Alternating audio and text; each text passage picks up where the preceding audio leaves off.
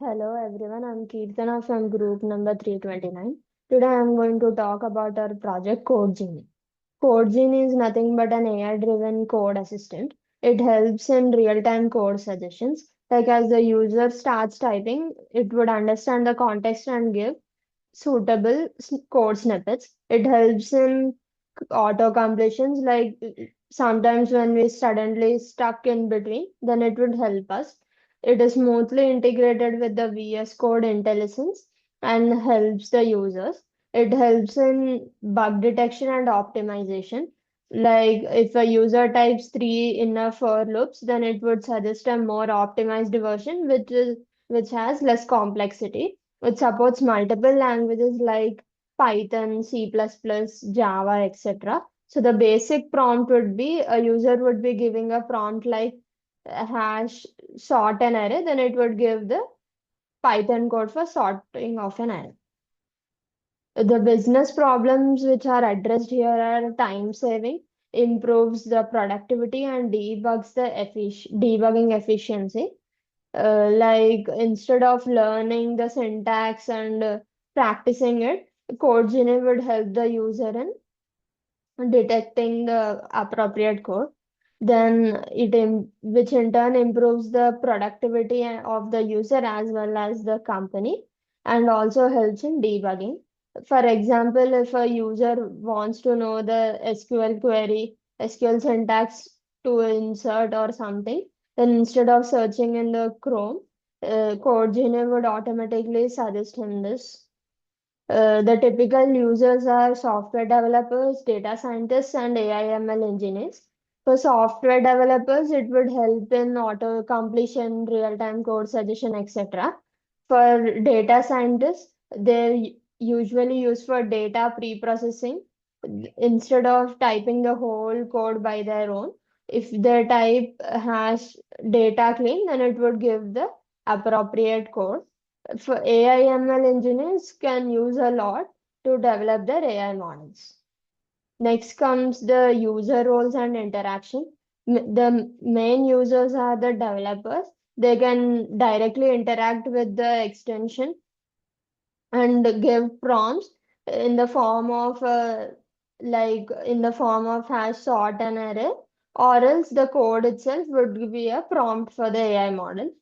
The user interaction flow is basically the user will give an input like a code or a prompt. For example, generate Fibonacci sequence. Then the processing takes place through DeepSeek coder, and output would be the code snippet. So this is the basic architecture diagram of our project. First comes the user. The user interacts via the VS Code, and then the VS Code takes the user input and gives it to the CodeGenie AI extension. This sends HTTP request to the API gateway and the forwards to the code completion engine, which in turn invocation of the DeepSeek coder takes place. This transformer-based deep learning model would having pre-processing, embedding, attention, decoding, and post-processing will happen. This all comes under backend. Then it comes to the middleware where the code snippet, the refined code output is given. It is sent back to the code Genie AI extension and in turn to VS Code, and the user can see the output. Comes the data and data pre-processing.